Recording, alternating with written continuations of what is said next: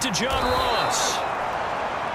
And he'll be corralled out across midfield down to the 45. Not only have they completed a couple on this drive, but they peeled off some pretty good chunks of yardage, too. Absolutely. Great start. 2 nice plays in the pass game. Now can they continue to feed off that? Still in search of their first touchdown of the game, but they're on the move. 1st and 10. And that's going to be incomplete. Too tough to hold on to that one. It's 2nd down. 2nd and 10.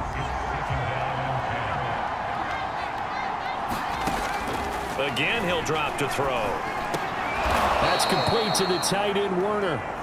9 yards, and that leaves him just short, so it'll be 3rd and less than a yard. And there's a completion to the tight end, and look at the size of these players nowadays. At that spot, 6'4", 6'5", and up. A lot of guys used to be basketball players who somehow came back to football. That's really good for the game of football. You're getting better athleticism, great hand-eye coordination, guys who know how to control their bodies when they run their routes.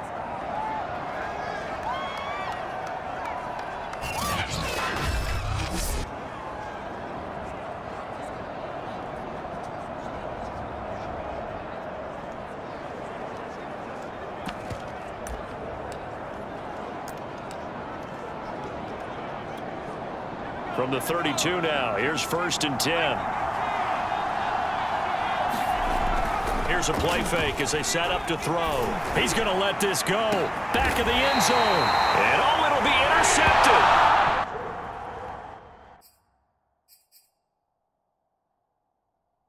Picked off by Troy Pride. So it was a drive that had real promise here to begin the 3rd quarter, but ultimately derailed by the INT. And that was the position you wanted to be in. Coming out to start this 3rd quarter, get a nice drive going, looking for the end zone. Possibly got a little bit too greedy right there. Here comes the Jags offense now. Time for their first possession of half number 2. Their defense did its job, forcing the takeaway there to start the half, and now can the offense follow suit? And you'd better believe that one side of the ball feeds off the work of the other, so they'll want to come out, establish some rhythm, and go down and take the lead. And now a timeout called defensively by the Browns. It's just their first, so 2 remaining as they burn one here in this 3rd quarter. From the 26, they'll line up on 2nd and 4. From the gun is Luton. That's to the speedster Olamide Zaccheaus. And they work this well upfield across the 45. And that's a more than acceptable read right there because it's zone coverage, so timing is everything. This time he waits for his man to come open, puts it right on him, and they pick up a 1st down.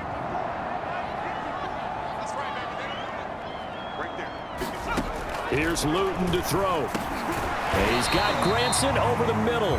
And a gain of 4 gets him right to the midfield stripe. Not a big window to throw. Coverage wasn't too bad there. Yeah, they had him under wraps pretty well, but somehow able to muscle his way open and catch the ball.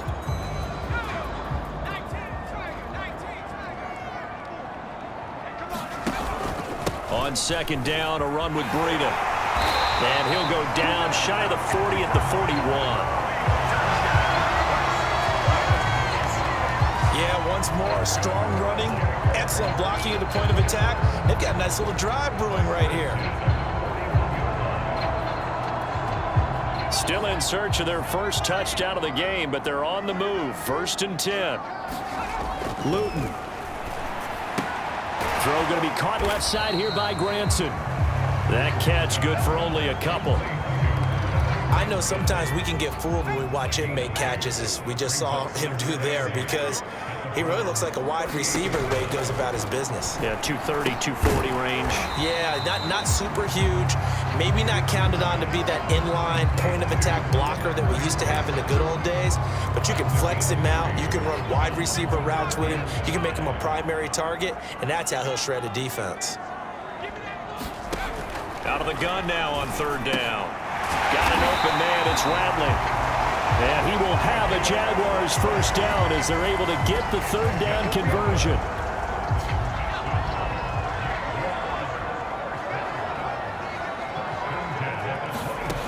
They'll look to throw again. Looking right sideline, but it's incomplete. They've given up a few first downs on this drive, but getting the incompletion there, that should give them something to build on and maybe turn the tide. Now a give to Breida. And not much of a hole there as he gets it down to about the 24-yard line. They do get a yard there, but only a yard. Leaves them with 3rd and 9 looming.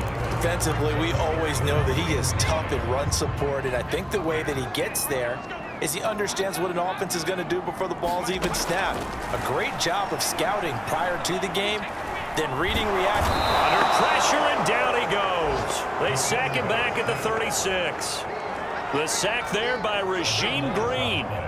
If you want a lesson on how to defeat an offensive tackle, that was pretty textbook. Is that a clip and save? Yes. That's what's going to go around the league, and people are going to watch that and say, my goodness, that's how you do it? And I awful for the offensive tackle because we always talk about the athleticism of that guy who just beat him. Well, you have to be athletic to try and block that guy. Just in this case, the defense won.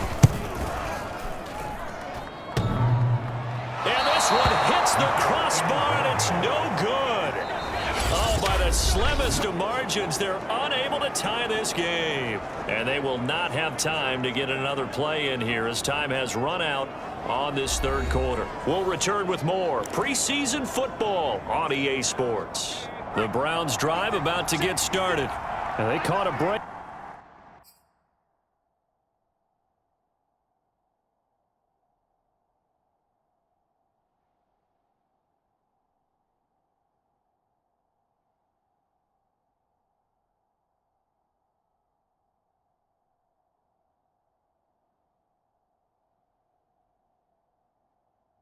With that missed field goal, instead of being tied, they now sit in the 4th quarter driver's seat, still up 3. And this will be incomplete. Physical play on the football there, and it's 2nd down. Now hold everything here. We're going to get a timeout by the offense. That's going to leave them with just 1 remaining here in this 4th quarter. An incomplete pass on 1st down. That leads to a 2nd and 10. A give to Howard. And he'll take this one up close to about the 45. They do get a couple, but they'll be left staring at a 3rd and 8 coming up. Off the play fake, he'll look to throw. And this pass broken up. Excellent coverage there on 3rd down, as that was not an easy one to hold on to. And look at this, it's a fake. This turns into a mess as it's intercepted. Picked off near the 29. And the Jaguars are right back in this football game. Well, sometimes the fake punts work out. They're fun, and you're so smart for doing it. And sometimes, Charles, what happens is an epic fail, and what we just saw was an epic fail. And you're right about that, because the key here is the element of surprise. You have to catch a defense completely unaware that this might happen, this might occur. Unfortunately, somehow they tipped it off, or they were just well coached and on their toes. And here we are in the 4th quarter, partner, and watch them drive for what would be a go-ahead touchdown. And you and I both know this is where you need a quarterback who can keep his cool back there. Not just for himself, but to keep the rest of the team relaxed too. They work again from the 38 on 2nd and 10. They're going to look to throw. He's got Granson, his tight end. And they're going to have another 1st down as he's going to be tackled at the Browns' 19. Even though this offense doesn't have a single point to its name, they're not totally out of this game yet. A touchdown here, they could be in business. And how about that last play? Now they've got momentum going, so you know I'm a big advocate. Get back on the line of scrimmage. Throw another play at them while you've got them rocked on their heels. The last run good for 2. Here's 2nd and 8.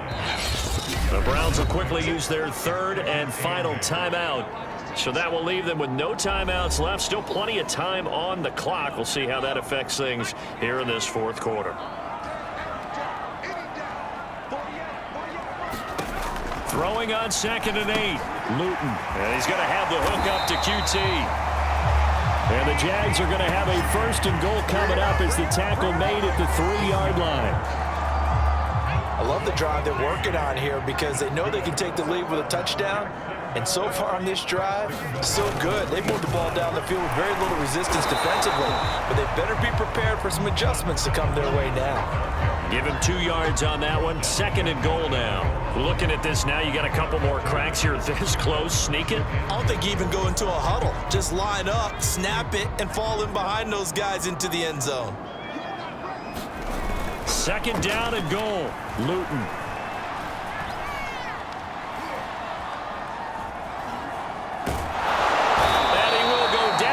Side of the pocket for a sack. Tried to get away, but could not. Nick Vigil.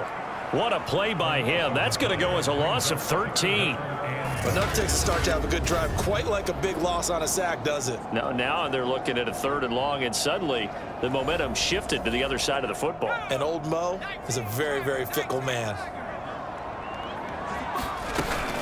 On 3rd down, a run from Breida. And here he'll get it down to the 7. It's a decent gain on the ground. Call it 6, but it still leaves him with a ways to go on 4th and goal. 3 points separating these two sides with 2 minutes left to go in the 4th. So it's Jaguar football here as we welcome you back. And they've got a 4th down now in a game that, to be honest, has been pretty much everything we could have asked for. The kick by Marr is good. And we are all tied here in the final stages. This hasn't exactly been a battle of one touchdown after the other, quite the opposite. But at 3-3 now here in the 4th, it's been an entertaining game considering just 2 field goals. Yeah, is it really a football game now, or are we watching baseball? This feels like a pitcher's duel, doesn't it? Nice, intense, on the edge of your seat. Have you been scoring this one? A lot of strikeouts and ground balls in this one. The Browns drive about to get started. They go play action here on 1st down. He's going deep for Brown. Well, this is taken in. It's complete. And now timeout is whistled as it appears there's a Brown shaken up on the play. Just like that, out of danger and up past the 40 now for 1st and 10. Definitely the last thing you want to see here in a preseason game. We'll be right back. And this is going to be intercepted. Picked off right around the 43.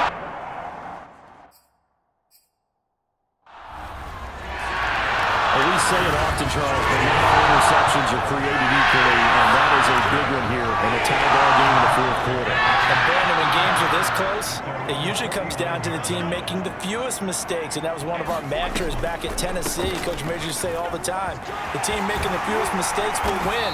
You've got to cut those down to give yourself an opportunity. But they picked up a little bit of yardage there, and now, in this situation, should be in no hurry to run a play really fast. Let the clock wind down.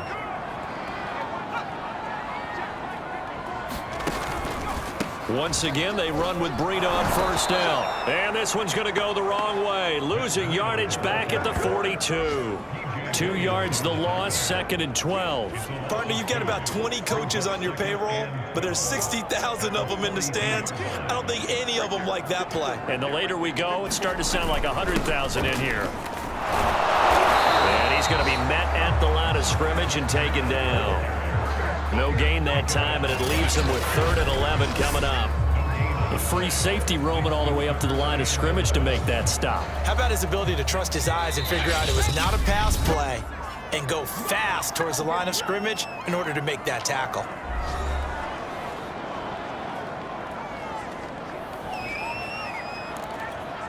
And everybody thinking about the possible field goal on 4th. It would be 58 yards from here. Out of the shotgun, Breida. And he'll go down to the ground at the 39, and obviously that's well short of the 1st. Calling a gain of 3, and it'll bring up 4th down. Some of the most unselfish players on any football team, defensive tackles, because we ask them to just eat up blocks and allow other people to make tackles. But when he can make a play himself, as we just saw there, that's a big day.